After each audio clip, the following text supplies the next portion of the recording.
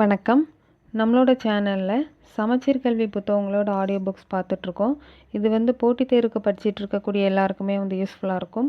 அதுலேயும் குறிப்பாக போட்டித் தேர்வுக்கு படிச்சுட்டு இருக்கக்கூடிய விழி மாற்றுத்திறனாளி நண்பர்களுக்கு பயன்படணும் அப்படிங்கிறதுக்காக பண்ணுறோம். இன்றைக்கி ஆடியோ புக்கில் 11th ஜாக்ரஃபியில் 7th லெசன் உயிர்கோளம் அப்படிங்கிற லெசன் பார்க்க போகிறோம். 11th புவியியலில் 7வது லெசன் உயிர்கோளம் அப்படிங்கிற லெசன் பார்க்க போகிறோம். இந்த லெசனில் என்னெல்லாம் இருக்குன்னா, உயிர்கோளம், சூழ்நிலை மண்டலம், உயிரினச் சூழ் வாழிடங்கள், உயிரின பன்மை, அழியும் நிலையில் உள்ள உயிரினங்கள், உயிரின பன்மை பாதுகாப்பு, இதெல்லாம் இந்த லெசனில் இருக்குது. இதில் நம்ம 2 பார்ட்டாக பார்க்கலாம். இன்றைக்கி செகண்ட் பார்ட் பார்க்கலாம். உயிரின பன்மை, அழியும் நிலையில் உள்ள உயிரினங்கள், உயிரின பன்மை பாதுகாப்பு, இந்த 3 இன்றைக்கி ஆடியோ புக்கில் பார்க்கலாம். ஃபஸ்ட்டு உயிரின பன்மை. உயிரின பன்மை என்ற சொல் 1968ஆம் ஆண்டில் வன உயிரின பாதுகாவலர் ரெய்மண்ட் எஃப் டாஸ்மன் என்பவரால் அறிமுகப்படுத்தப்பட்டது. 1988இல் இஓ வில்சன் உயிரின பன்மை என்னும் சொல்லை உபயோகப்படுத்தினார். அந்த சொல்லே நிலைத்துவிட்டது. உயிரின பன்மை என்பது புவியில் வாழும் பல்வகையான உயிரிகளை குறிக்கும். இது பல வகையான தாவர, விலங்கு இனங்கள் மற்றும் நுண்ணுயிர் இனங்கள் மற்றும் அவற்றிலுள்ள பன்முக மரபணுக்களையும் குறிக்கும். மேலும் இது நம் புவியில் உள்ள வேறுபட்ட சூழ்நிலை அமைப்புகளையும் உள்ளடக்கியது. எடுத்துக்காட்டாக காடுகள், பாலைவனங்கள், பவளத்திட்டுகள், ஈரநிலங்கள் போன்றவற்றை கூறலாம். உயிரின பன்மை என்பது உயிரினங்களுக்கு இடையே உள்ள வேறுபாடாகும்.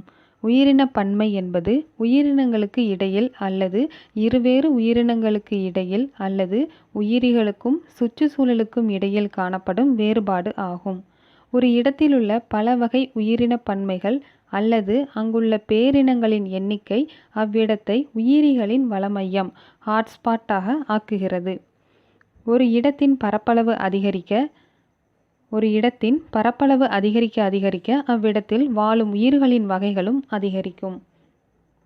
ஒரு இடத்தின் உயிரின பன்மையை 3 நிலைகளாக நாம் அடையாளம் காணலாம். 1. மரபணு பன்முகத்தன்மை ஜெனட்டிக் டைவர்சிட்டி. 2. பன்முக சிற்றினங்கள் ஸ்பீசிஸ் டைவர்சிட்டி. 3. பன்முக சூழல் மண்டலங்கள் எகோசிஸ்டம் டைவர்சிட்டி. ஃபஸ்ட்டு அடுத்த தலைப்பு மரபணு பன்முகத்தன்மை ஜெனட்டிக் டைவர்சிட்டி. மரபணுக்களால் ஆக்கப்பட்ட சிற்றினங்களில் காணப்படும் மொத்த மரபணுக்களின் தொகுப்பே பல்வகை மரபணுக்கள் ஆகும். எடுத்துக்காட்டாக மனிதர்களை கூறலாம். ஒவ்வொரு மனிதனும் மற்ற மனிதனில் இருந்து எல்லாவற்றிலும் வேறுபடுகிறான்.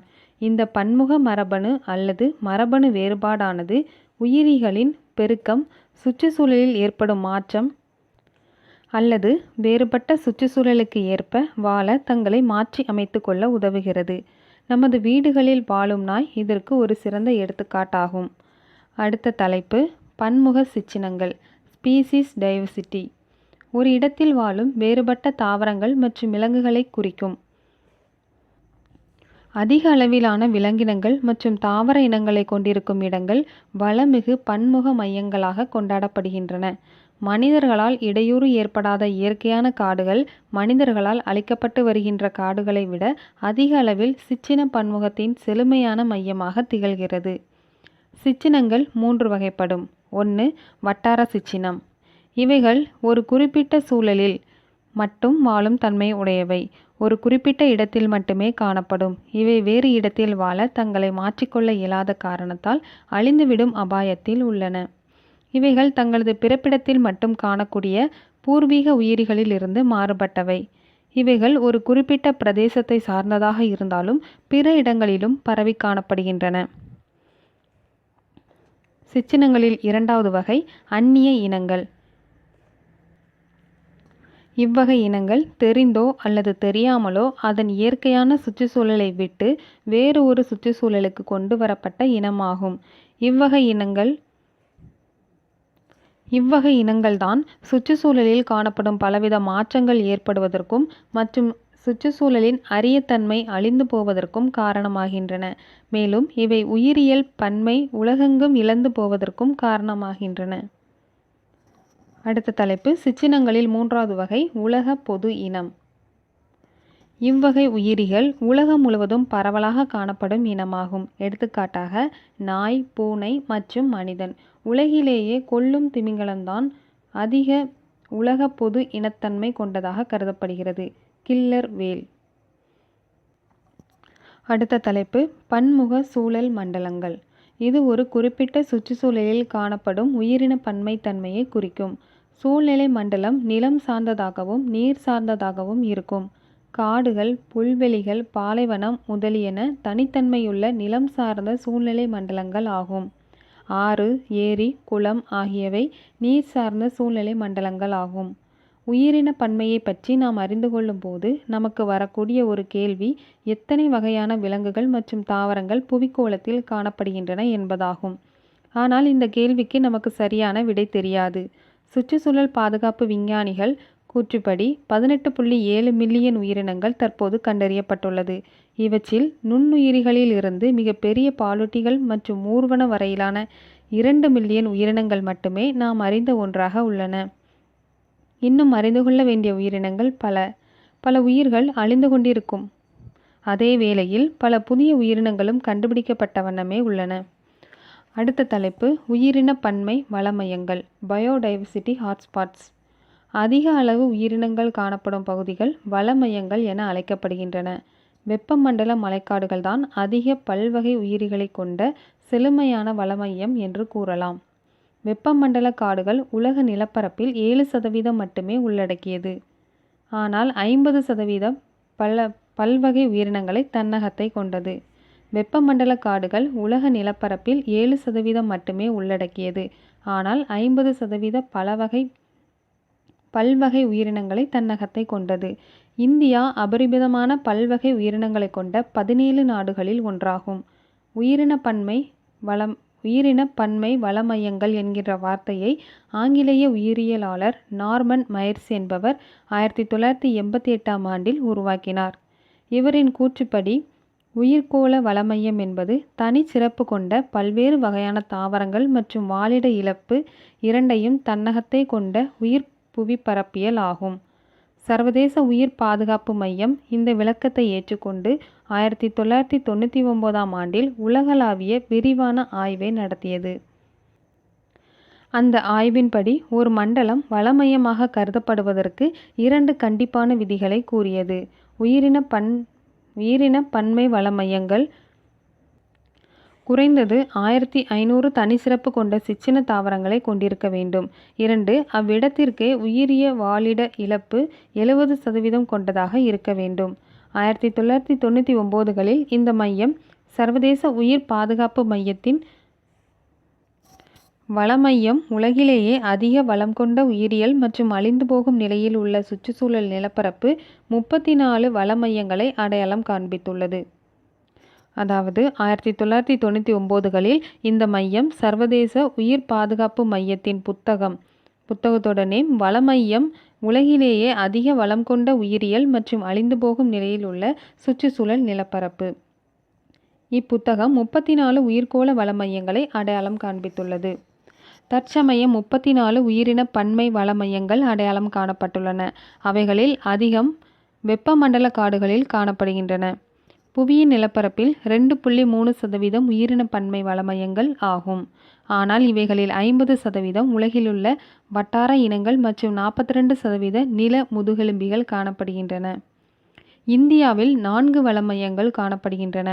அவைகளாவன: மேற்கு தொடர்ச்சி மலை, ஹிமாச்சல பிரதேசம், இந்தோ பர்மா பிரதேசம் மற்றும் சுந்தர்லாந்து நிக்கோபார் தீவு கூட்டமும் சேர்ந்தது.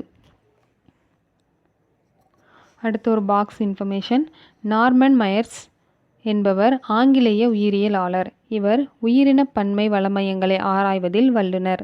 பேராசிரியர் நார்மன் மையர்ஸ் தான் உலகளவில் வெப்பமண்டல காடுகளின் அழிப்பு, உயிரிகளின் மொத்த அழிவு மற்றும் சுற்றுச்சூழல் பாதுகாப்பை குறித்து ஒரு விழிப்புணர்வை கொண்டு வந்தவர். அடுத்த ஒரு பாக்ஸ் இன்ஃபர்மேஷன். தகவல் குறிப்பு. வட்டார இனம் என்பது ஒரு குறிப்பிட்ட புவிப்பரப்பு, அதாவது குறிப்பிட்ட தீவு, வாழிடம் அல்லது ஒரு நாடு அல்லது ஒரு வட்டாரத்தில் மட்டுமே காணப்படக்கூடிய விலங்கு அல்லது தாவரத்தை குறிப்பதாகும். எடுத்துக்காட்டாக குஜராத்தில் உள்ள கிர் காடுகளில் மட்டும் வாழக்கூடிய ஆசிய சிங்கம், ஹங்குல் என்று அழைக்கப்படும் காஷ்மீர் கலைமான், இவைகள் காஷ்மீர் பள்ளத்தாக்குகளில் உள்ள நதிக்காடுகள் மற்றும் ஹிமாச்சல பிரதேசத்தில் உள்ள சம்பா பள்ளத்தாக்குகளில் மட்டுமே காணப்படும். சிங்கவால் குரங்குகள் விரைவில் அழியக்கூடிய அதிகப்படியான அச்சுறுத்தலில் உள்ளது. இது தென்னிந்தியாவின் மேற்கு தொடர்ச்சி மலைகளில் மட்டுமே காணப்படுகிறது. அடுத்து உலகின் உயிர் பன்மய வளமையங்கள் 34. அது 34 ஒரு பாக்ஸில் கொடுத்துருக்காங்க. வெப்பமண்டல அண்டஸ், 2 மீசோ அமெரிக்கா, 3 கரீபியன் தீவுகள், 4 அட்லாண்டிக் காடுகள், 5 டும்பஸ் சாக்கோ மக்டலீனா, 6 கரோடா, 7 சிலியன் குளிர்கால மலை வல்டிவியன் காடுகள், 8 சிலியன் குளிர்கால மலை வல்விடியன் காடுகள், 9 மடகாஸ்கர் மற்றும் இந்திய பெருங்கடல் தீவுகள், 10 கிழக்கு ஆப்பிரிக்காவின் கடலோர தீவுகள், 11 மேற்கு ஆப்பிரிக்காவின் கினியன் காடுகள், 12 கேப் தாவரப்பகுதி, 13 சாறு உயிரின காரு பகுதி, 14 மத்திய தரைக்கடல் பகுதி, 15 காகஸ் பகுதி, 16 சுந்தர்லாண்ட், 17 வாலேசியா, 18 பிலிப்பைன்ஸ், 19 இந்தோ பர்மா, 20 தென்மேற்கு சீனாவின் மலைப்பகுதிகள், 21 மேற்கு தொடர்ச்சி மலைகள் மற்றும் ஸ்ரீலங்கா, 22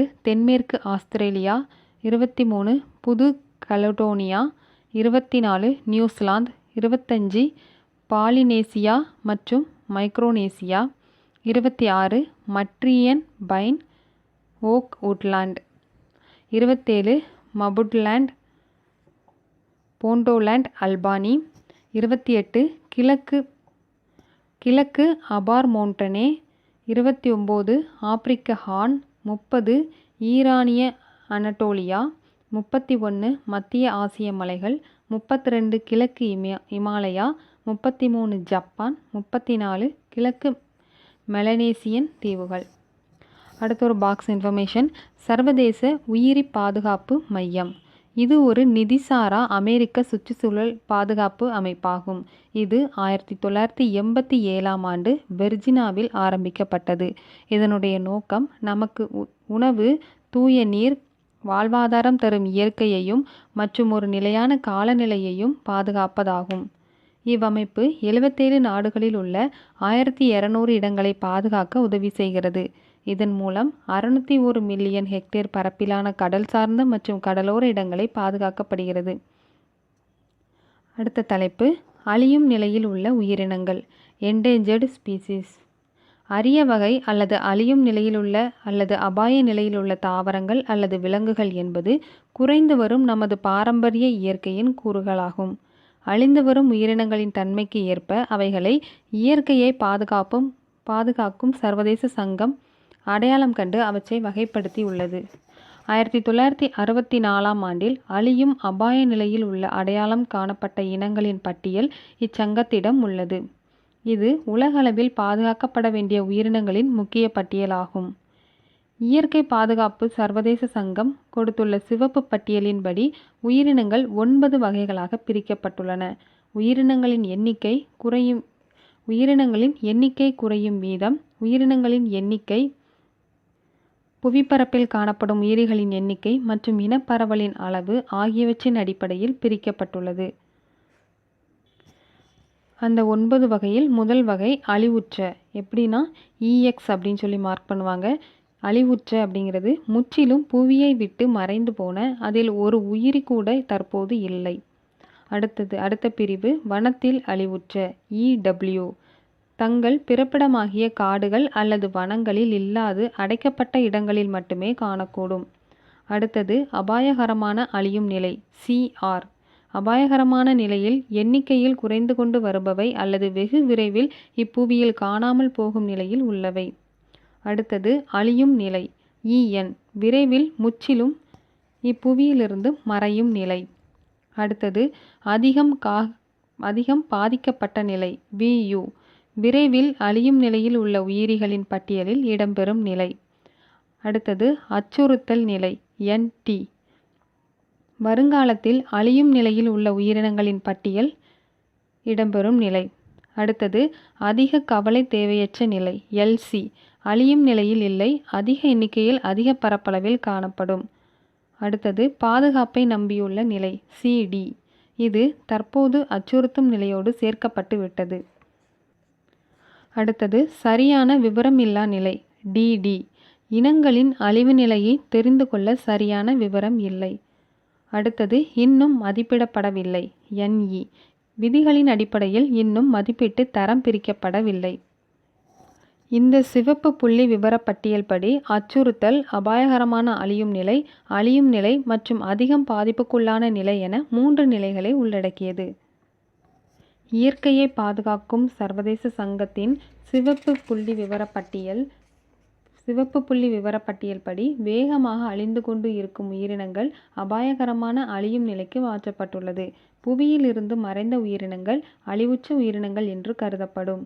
ஜூன் 20-22, 2012 ஆண்டில் ரியோ +20 புவி உச்சி மாநாட்டில் வெளியிடப்பட்ட 2012 சிவப்பு பட்டியல் படி 19,817 இனங்கள் அழியும் அச்சுறுத்தலுக்கு ஆளாகியுள்ளது. ஜூன் 20-22, 2012 ஆண்டில் ரியோ +20 புவி உச்சி மாநாட்டில் வெளியிடப்பட்ட 2012 சிவப்பு பட்டியல் படி 19,817 இனங்கள் அழியும் அச்சுறுத்தலுக்கு ஆளாகியுள்ளது. அடுத்து ஒரு பாக்ஸ் இன்ஃபர்மேஷன். ரெட் லிஸ்ட் சிவப்பு பட்டியல் 1964 நிறுவப்பட்ட IUCN-இன் அச்சுறுத்தப்பட்ட இனங்களின் சிவப்பு பட்டியல் அல்லது சிவப்பு புள்ளி விவரப்பட்டியல் என்றும் அழைக்கப்படும். இந்த சிவப்பு பட்டியல்தான் உலகளாவிய நிலையில் பாதுகாக்கப்பட வேண்டிய இனங்களின் உலகின் அதிக விரிவான விவரப்பட்டியல் ஆகும். இயற்கையை பாதுகாக்கும் சர்வதேச சங்கம் IUCN மட்டுமே உலகின் புவியின் இனங்களை பாதுகாப்பதற்கான அதிகாரப்பூர்வ அமைப்பாகும். ஒரு குறிப்பிட்ட அரசியல் அமைப்பில் உள்ள அழிந்து போன இனங்களை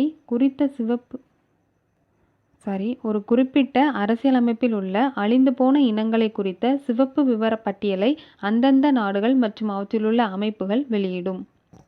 அடுத்து ஹவாய் தீவில் காணப்படும் அலுலா என அழைக்கப்படும் ஒரு தாவர இனத்தை கம்பு முட்டைக்கோஸ் என்றும் அத்தீவு மக்கள் அழைப்பர். இது அபாயகரமான அழியும் நிலையில் இருந்து வனத்தில் அழிவு நிலைக்கு சென்றது. இது சிவப்பு பட்டியலில் உள்ள 38 அழியும் நிலையில் உள்ள இனங்களில் ஒன்றாக உள்ளது. தற்போது ஹவாயில் அலுலா தாவரங்கள் அழியும் நிலையிலிருந்து அழிந்த நிலைக்கு தள்ளப்பட்டிருக்கிறது. இவை ஹவாயின் காற்றுள்ள மலைமுகப்பு பகுதிகளில் மட்டுமே காணப்பட்டன. இவை முறையே 1982 மற்றும் 1992களில் ஏற்பட்ட ஐவா இன்கி சூறைக்காற்றுகளால் அழிக்கப்பட்டு 10 தாவரங்கள் மட்டுமே உயிரோடு காணப்பட்டன. பெரிய வகை மனித குரங்குகள் அபாயகரமான அழியும் நிலையில் உள்ளன. உயர் விலங்கினமான கிழக்கு கொரில்லாக்கள் காங்கோ கிழக்கு ஜனநாயக குடியரசு, தென்மேற்கு உகாண்டா மற்றும் ரோவாண்டாவில் மட்டுமே வாழக்கூடிய ஒரு வட்டார இனமாகும். இவைகளின் எண்ணிக்கை குறைந்ததன் காரணமாக 2016இல் அழியும் நிலையில் இருந்து அபாயகரமான அழியும் நிலைக்கு தள்ளப்பட்டுள்ளது. இந்த எண்ணிக்கை குறைவுக்கு காரணம் சட்டத்திற்கு புறம்பாக வேட்டையாடுதல் மற்றும் விளைநிலங்களுக்காக காடுகள் அழிக்கப்பட்டதே ஆகும். இந்த நிலை நீடித்தால் 2054இல் 93% கொரில்லாக்கள் புவியை விட்டு மறைந்துவிடும்.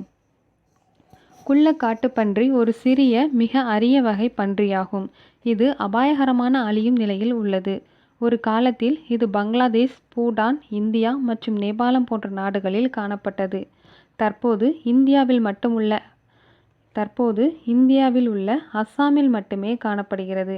1995ஆம் ஆண்டில் இந்த வகை பன்றிகளை காப்பதற்காக குள்ள காட்டுப்பன்றி பாதுகாப்பு அமைப்பு ஒன்றை இந்திய சூழ்நிலை மண்டல அமைப்பைச் சேர்ந்த கௌதம் நாராயணன் என்பவர் அஸ்ஸாம் அரசின் உதவியோடு தோற்றுவித்தார். தற்போது இந்த பன்றிகளின் எண்ணிக்கை 150 ஆகும். அடுத்த தலைப்பு இனங்கள் அழிவதற்கான காரணங்கள். அழிந்து போதல் என்பது ஒரு இனம் முற்றிலும் புவியை விட்டு மறைந்து போவதாகும். மற்றொரு விதத்தில் சொல்ல வேண்டுமென்றால் அவற்றின் சிற்றினங்கள் அனைத்தும் இறந்துவிட்டது என்பதாகும். ஆகையால் உயிரின பன்மையில் ஒரு பாகம் அழிந்து விடுகிறது. இனங்கள் அழிவதற்கு பல காரணங்கள் உள்ளன. அவற்றை நாம் கீழே காணலாம்.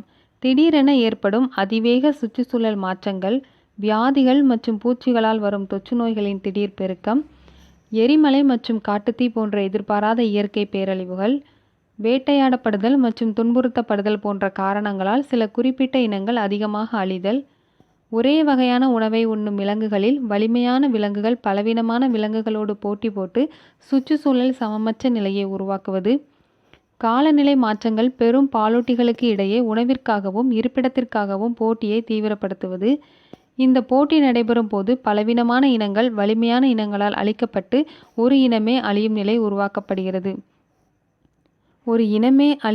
உருவாக்கப்படுகிறது.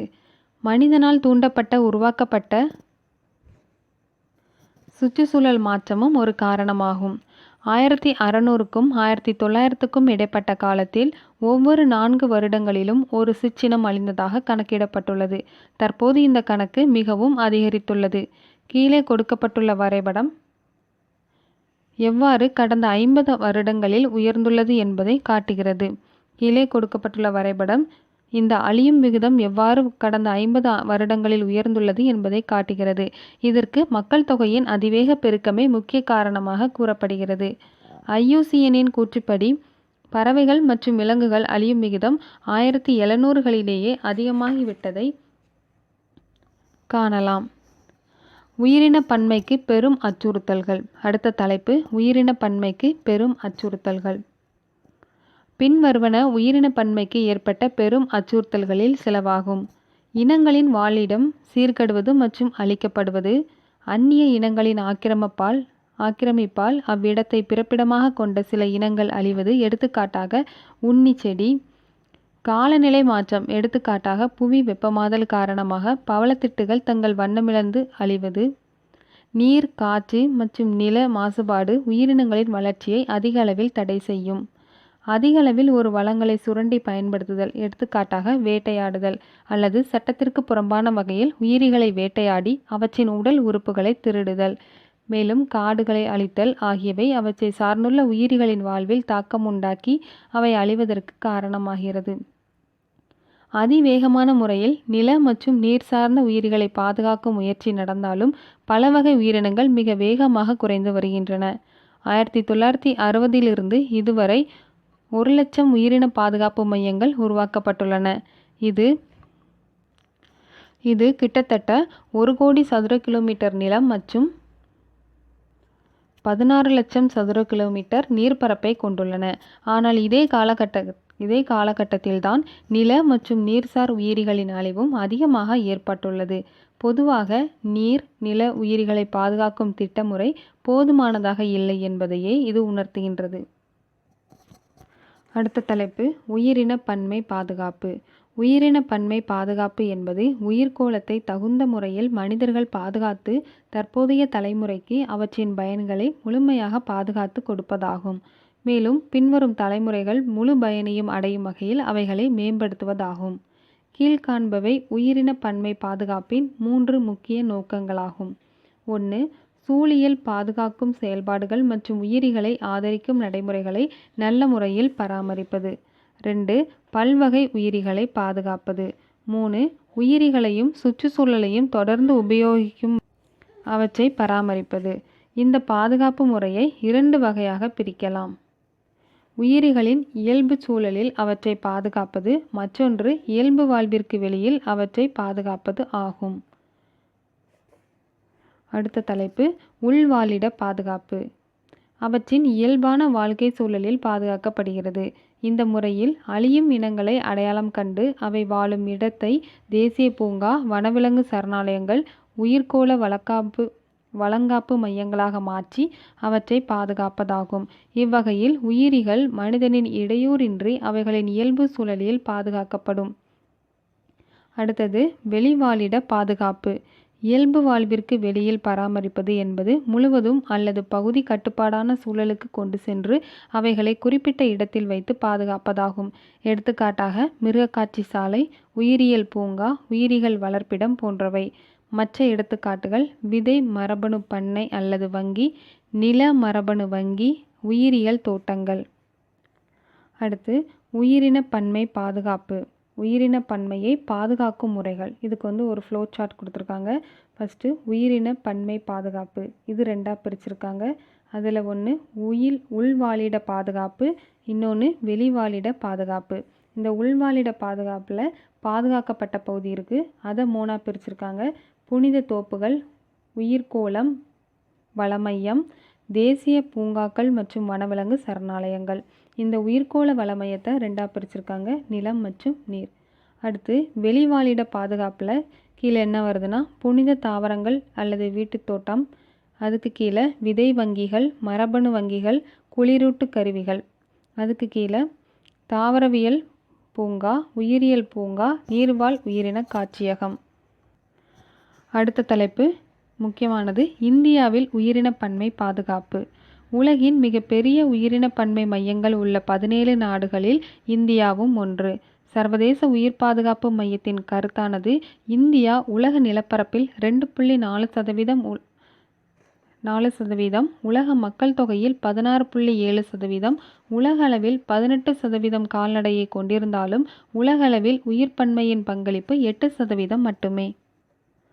உலகளவில் முக்கியமான அதே வேளையில் அழிந்து கொண்டிருக்கும் இனங்கள் இந்தியாவில் அதிகம் காணப்படுகின்றன.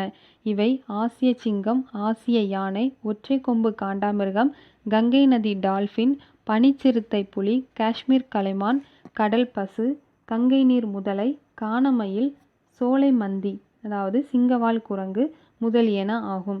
எனவே கீழ்கண்ட வகைகளில் அவற்றை பாதுகாக்க நடவடிக்கைகள் எடுக்கப்பட்டு வருகின்றன. 1. வனவிலங்கு பாதுகாப்பு சட்டம் 1972. இந்திய அரசால் வனவிலங்குகளை பாதுகாக்க வேண்டும் என்கிற முக்கிய நோக்கத்தோடு தொடங்கப்பட்டது.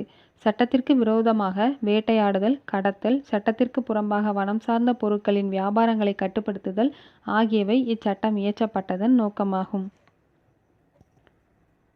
அடுத்து பிரதமரை தலைவராக கொண்ட தேசிய வனவிலங்கு வாரியம் NBWL. தேசிய வனவிலங்கு வாரியம் வனவிலங்குகளை பாதுகாக்கும் கொள்கைகள் கொண்ட ஒரு கட்டமைப்பை உருவாக்கியுள்ளது. அடுத்தது தேசிய வனவிலங்கு செயல் திட்டம் 2002 to 2016. முதல் முறையாக 2002இல் நடைமுறைப்படுத்தப்பட்டது. இது வனவிலங்கை பாதுகாக்க மக்களின் பங்கு மற்றும் அவர்களின் ஆதரவை வலியுறுத்தியது. அடுத்தது காடுகள் மற்றும் வனவிலங்குகளை குறித்த இந்திய அரசியலமைப்பு சட்டம் பொதுப்பட்டியலில் உட்படுத்தி அதன் மூலம் மாநில மற்றும் மத்திய அரசுகளுக்கு உயிரினங்களை பாதுகாக்கும் பொறுப்பு உண்டு என்பதை தெரியப்படுத்துகிறது. அடுத்தது சிறப்பு திட்டங்கள் அழியும் நிலையில் உள்ள விலங்குகளை பாதுகாக்க சர்வதேச உதவியுடன் மற்றும் தனியாகவும் சிறப்பு திட்டங்கள் நடைமுறைப்படுத்தப்பட்டுள்ளன. அவற்றில் சிலவற்றை காண்போம். ஒரு பாக்ஸில் கொடுத்துருக்காங்க அந்த திட்டங்களை. உயிரின பாதுகாப்பு திட்டங்களின் பெயர்கள், அடுத்து வருடம். புலி காப்பகம் 1973, முதலைகள் வளர்ப்பு இயக்கம் 1975, காண்டாமிருக பாதுகாப்பு திட்டம் 1987, பனிச்சிறுத்தை பாதுகாப்பு திட்டம், அடுத்து யானை பாதுகாப்பு திட்டம் 1988, கடல் ஆமைகள் பாதுகாப்பு திட்டம் 1999. பனிச்சிறுத்தைகள் பாதுகாப்பு திட்டம் இயர் கொடுக்கல. அடுத்து சமீபத்தில் சிங்காரமான், கானமயில் மற்றும் பனிச்சிறுத்தை புலிகள் போன்றவற்றிற்கு முழு அல்லது பகுதி சட்ட பாதுகாப்பு கொடுக்கப்பட்டுள்ளது. அதன்படி அவைகளை வேட்டையாடி வியாபாரம் செய்வது நாடு முழுவதும் தடை செய்யப்பட்டுள்ளது. அடுத்து இந்தியாவின் பாதுகாக்கப்பட்ட பகுதிகள். பாதுகாக்கப்பட்ட பகுதி என்பது மனித நடமாட்டம் மிகவும் குறைந்ததாகவும் வன வளங்களை சுரண்டுவது கட்டுப்படுத்தப்பட்டதாகவும் உள்ள ஒரு பகுதியாகும். இவைகள் 4 பகுதிகளாக வகைப்படுத்தப்பட்டுள்ளன. அவை தேசிய பூங்காக்கள், வனவிலங்கு சரணாலயங்கள், காடுகள் பாதுகாப்பு, சமூக காடுகள். அடுத்த ஒரு பாக்ஸில் இந்தியாவில் பாதுகாக்கப்பட்ட பகுதிகள் கொடுத்துருக்காங்க. ஃபஸ்ட்டு பாதுகாக்கப்பட்ட பகுதி ஃபஸ்ட்டு காலமில், ரெண்டாவது அவற்றோட எண்ணிக்கை, அடுத்த காலமில் சதுர கிலோமீட்டரில் அதோட பரப்பு, அடுத்த காலமில் நாட்டின் நிலப்பரப்பு சதவீதத்தில். ஃபஸ்ட்டு தேசிய பூங்காக்கள் எண்ணிக்கை 103, 40,500 சதுர கிலோமீட்டர் பரப்பு, நாட்டின் நிலப்பரப்பில் 1.2%.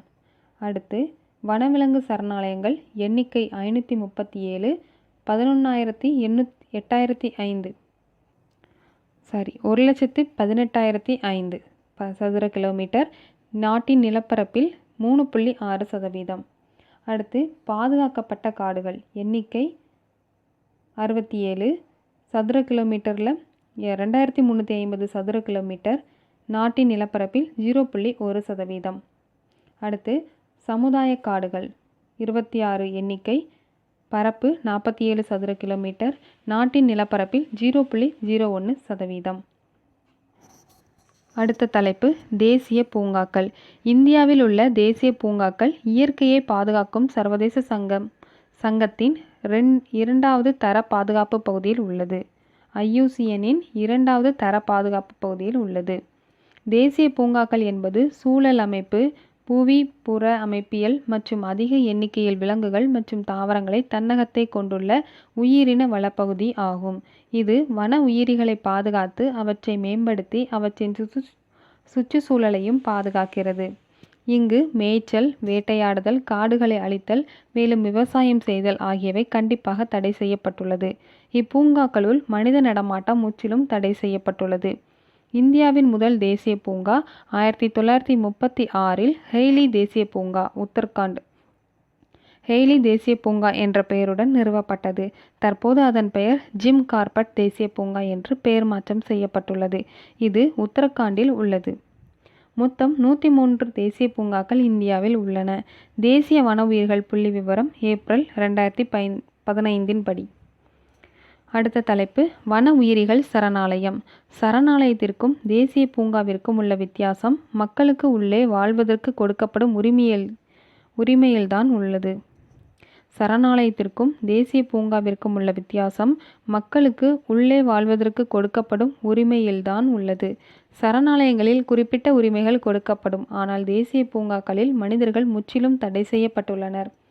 சரணாலயங்களில் உள்ள தலைமை வனவிலங்கு சரணாலய காவலர் அந்த சரணாலயத்தின் அன்றாட போக்கை ஒழுங்குபடுத்தவும் கட்டுப்படுத்தவும் தேவையானால் சில நடவடிக்கைகளை தடுக்கவும் செய்வார். மொத்தம் 537 வனவிலங்கு சரணாலயங்கள் இந்தியாவில் உள்ளன. இந்தியாவில் வன பாதுகாப்பு மையம் மற்றும் சமூக நலக் காடுகள். அடுத்த தலைப்பு இந்தியாவில் வன பாதுகாப்பு மையம் மற்றும் சமூக நலக் காடுகள். இவைகள் இந்தியாவின் பாதுகாக்கப்பட்ட பகுதிகளை குறிக்கிறது.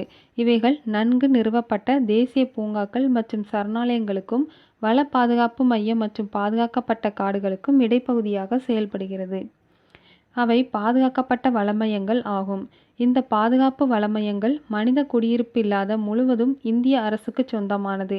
ஆனால் மக்களின் வாழ்வாதாரத்திற்காக மக்களால் உபயோகப்படுத்தப்படுகிறது. அடுத்த தலைப்பு சமூக காடுகள். தனிநபர்களுக்கு சொந்தமான சிறிய வனப்பகுதியை சமூக வனமையம் அல்லது சமூக காடுகள் என்கிறோம். அடுத்த தலைப்பு உயிர்க்கோள வனமையம்.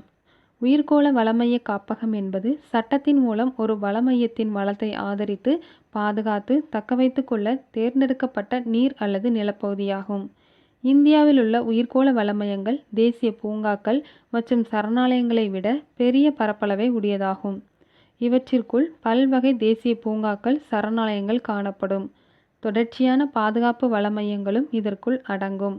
எடுத்துக்காட்டாக நீலகிரி உயிர்க்கோள மையம், பந்திப்பூர் தேசிய பூங்கா, முதுமலை புலிகள் காப்பகம், அமைதி பள்ளத்தாக்கு தேசிய பூங்கா, நாகர்கோல் தேசிய பூங்கா மற்றும் முக்கூர்த்தி தேசிய பூங்காக்கள். அடுத்த தலைப்பில் உயிர்க்கோள காப்பகங்கள் மரபு சார்ந்த வகையில் ஒன்றோடொன்று தொடர்புடைய 3 மண்டலங்களாக பிரிக்கப்பட்டுள்ளது. 1 மத்திய பகுதி, 2 இடைநிலை மண்டலம், 3 வெளி அல்லது மாற்றக்கூடிய மண்டலம். இதில் தற்போது இந்தியாவில் 18 குறிப்பிடக்கூடிய உயிர்க்கோள வனமையங்கள் உள்ளன. யுனெஸ்கோவின் கீழ் உள்ள மனிதனும் உயிர்க்கோளமும் என்ற அமைப்பின் திட்டமிடப்பட்ட பட்டியலின் அடிப்படையில் 18 உயிர்க்கோள வனமையமைப்பில் 10 வனமையங்கள் உலக உயிர்க்கோள காப்பக வலையமைப்புகளில் உள்ளன. அடுத்த தலைப்பு சில முக்கிய பாதுகாப்பு தளங்கள். புலி காப்பகம். அழிந்து கொண்டிருக்கும் புலிகளை காக்க 1973ஆம் ஆண்டில் இந்த திட்டம் அரசாங்கத்தால் ஆரம்பிக்கப்பட்டது.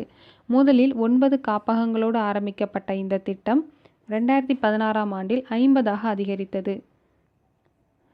அடுத்த தலைப்பு சமுதாயத்தின் பங்களிப்பு. இந்தியாவில் வன உயிர்கள் பாதுகாப்பில் சமுதாயம் ஒரு முக்கிய பங்கு வகிக்கிறது. சரிஸ்கா புலிகள் காப்பகம். எடுத்துக்காட்டு சரிஸ்கா புலிகள் காப்பகம்.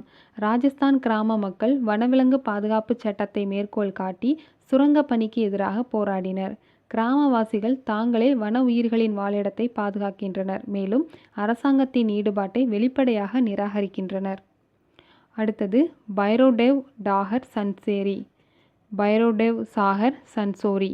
ராஜஸ்தான் மாநிலத்தில் உள்ள அல்வார் மாவட்டத்தில் 5 கிராம மக்கள் இணைந்து 1200 ஹெக்டேர் காடுகளை பைரோடேவ் டாகவ் சோன்சரி என்று அறிவித்தனர். மேலும் அதை பாதுகாக்க தாங்களே விதிகள் மற்றும் ஒழுங்குமுறைகளை அறிவித்து வேட்டையாடுதலை தடுத்தல் மற்றும் அந்நிய ஆக்கிரமிப்பில் இருந்து வனவிலங்குகளை காத்து வருகின்றனர்.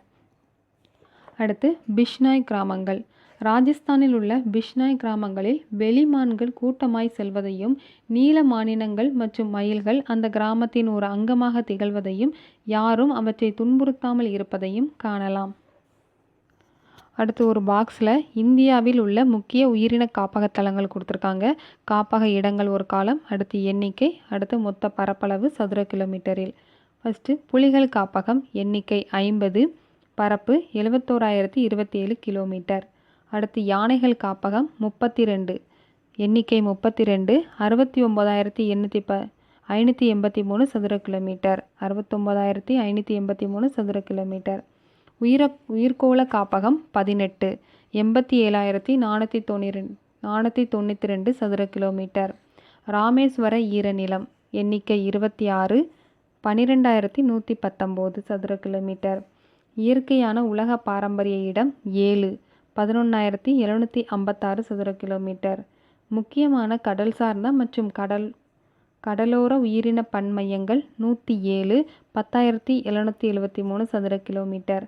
பாதுகாக்கப்பட்ட கடல் சார்ந்த பகுதிகள் 131, 981 சதுர கிலோமீட்டர்.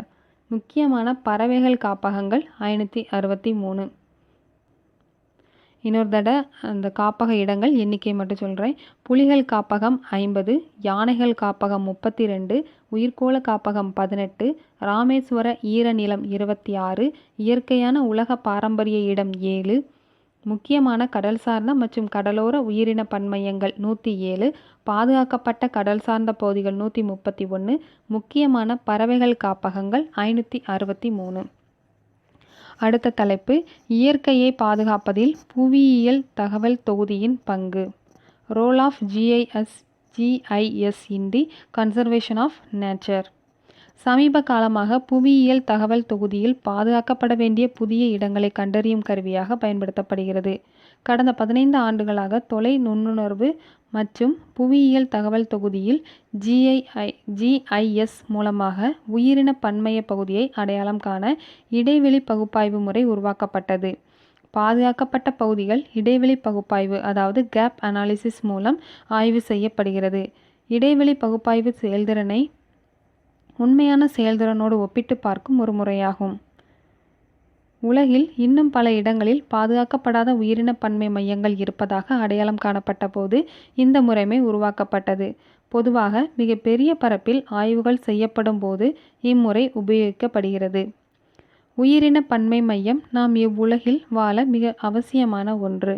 அது மிகவும் மதிப்பு மிக்கதாகும். நமது ஆரோக்கியமான சுற்றுச்சூழலை உருவாக்க இது ஒரு அடிப்படையை வழங்குகிறது. உயிரின பன்மை மையம் நம் ஆரோக்கிய வாழ்விற்கு தேவையான அடிப்படை பொருட்களான தூய நீர், தூய காற்று மற்றும் உணவை தருகிறது. மேலும் மரக்கட்டைகள், கட்டுமான பொருட்கள், மருந்துகள் மற்றும் நார்ப்பொருட்கள் போன்றவற்றை தருகின்றன. நமது தனிப்பட்ட மற்றும் சமுதாய வாழ்விற்கு தேவையான கலாச்சாரம், பொழுதுபோக்கு மற்றும் ஆன்மீகம் போன்றவை வளர இந்த உயிரின பன்மை மையம் முக்கியமாக திகழ்கிறது. எனவே விலைமதிப்பற்ற செல்வமாகிய இந்த இயற்கை வளங்களை பாதுகாப்பது இப்புவியில் வாழும் ஒவ்வொருவரின் கடமையாகும். இதை பாதுகாத்து வருங்கால சந்ததியினருக்கு கொடுக்க வேண்டியது நம் கடமையாகும். அடுத்த ஒரு பாக்ஸில் சிறப்பு கூறு. 1798ஆம் ஆண்டில் சென்னைக்கு அருகில் உள்ள சிறிய கிராமமாகிய வேடந்தாங்கலில் ஆங்கில வீரர்கள் அங்குள்ள ஈரநிலத்தில் சில நாரைகளை சுட்டபோது அக்கிராமவாசிகள் புயல் போல் திரண்டு போய் மாவட்ட ஆட்சியரை சந்தித்து கூடு கட்டியுள்ள பறவைகளை சுடக்கூடாது என்பதற்கு உத்தரவு போட வைத்தனர்.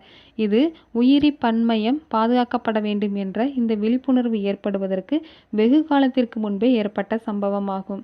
இந்தியாவில் இதே போன்ற பல சம்பவங்கள் நேரிட்டாலும் சிலவற்றிற்கு மட்டுமே எழுத்துப்பூர்வமான ஆதாரங்கள் உள்ளன. அடுத்த ஒரு பாக்ஸ் இன்ஃபர்மேஷன். சிறுத்தை புலி ஆப்பிரிக்கா மற்றும் ஆசிய கண்டங்களில் வாழும் விலங்காகும். இது உலகிலேயே மிக வேகமாக ஓடும் நில விலங்காகும். உருவத்தில் ஆசிய சிறுத்தைகள் ஆப்பிரிக்க சிறுத்தைகளை விட சற்று சிறியதாக காணப்படும். அதற்கு கருப்பு புள்ளிகளை உடைய பழுப்பு நிற உடலும் முகத்தில் கண்ணின் உள்முலையிலிருந்து மூக்கு பக்கம் வரை தனித்துவமான கருப்பு நிற கண்ணீர் குறிப்புகள் காணப்படும். ஈரானில் மட்டும் இன்று எஞ்சியிருக்கும் ஈரானிய சிறுத்தை என்று அழைக்கப்படும் ஆசிய சிறுத்தை அபாயகரமாக அழியக்கூடிய நிலையில் உள்ள ஒரு சிற்றினமாகும். ஒரு காலத்தில் பாகிஸ்தான், இந்தியா, அரேபிய தீபகற்பத்தில் உள்ள காஸ்பியன் மண்டலத்தில் கைசுல்கும் பாலைவனத்திற்கு அருகே இவை காணப்பட்டன. ஒரு காலத்தில் பாகிஸ்தான், இந்தியா மற்றும் அரேபிய தீபகற்பத்தில் உள்ள காஸ்பியன் மண்டலத்தில் ஹைசுல்கும் பாலைவனத்திற்கு அருகே இவை காணப்பட்டன. ஹைசுல்கும் பாலைவனம். ஆசிய சிறுத்தைகள் ஆசிய கண்டத்தில் பரவலாக இருந்தன. ஆனால் அவை இந்தியாவில் விளையாட்டிற்காக வேட்டையாடப்பட்டு முற்றிலும் அழிக்கப்பட்டன. 19ஆம் மற்றும் 20ஆம் நூற்றாண்டில் வேளாண்மையின் விரிவாக்கத்தினால் சிறுத்தைகளின் எண்ணிக்கை பெரிதும் குறைந்தது. இறுதியில் இந்த விலங்கு இதன் பிறப்பிடமான ஆசிய கண்டத்திலிருந்தே ஒழிக்கப்பட்டு விட்டது. சிறுத்தைகள் இந்தியாவில் மிக நீண்ட காலமாக உள்ளதாக அறியப்படுகிறது. அவை அரசர்கள் மற்றும் இளவரசர்களாலும் காப்பாற்றப்பட்டன. ஆனால் வேட்டையாடுவதினால் அழிவுற்ற நிலையை அடைந்துள்ளது. 1948ஆம் ஆண்டில் மகாராஜா ராமானுஜ பிரதாப் சிங் தியோ என்பவர் இன்றைய வட சத்தீஸ்கர் மாநிலமான அன்றைய மத்திய பிரதேசத்தைச் சேர்ந்த சர்குஜா மாநிலத்தில் எஞ்சியுள்ள 3 ஆசிய சிறுத்தைகளை சுட்டுக் கொன்றுவிட்டார். இதற்கு பின்னர் இந்திய அரசாங்கம் 2009ஆம் ஆண்டில் ஆசிய சிறுத்தைகளை மீண்டும் இந்தியாவில் அறிமுகப்படுத்த முயற்சிகள் எடுத்தது. ஆனால் இந்த முயற்சி நடைமுறைப்படுத்தப்படவில்லை. இவ்வளோதான் உயிர்க்கோளம் லெசனோட செகண்ட் பார்ட் முடிஞ்சது. கடைசி வரைக்கும் பொறுமையாக கேட்டதுக்கு நன்றி. அடுத்து இன்னொரு ஆடியோ புக்கில் மீட் பண்ணலாம். தேங்க்யூ.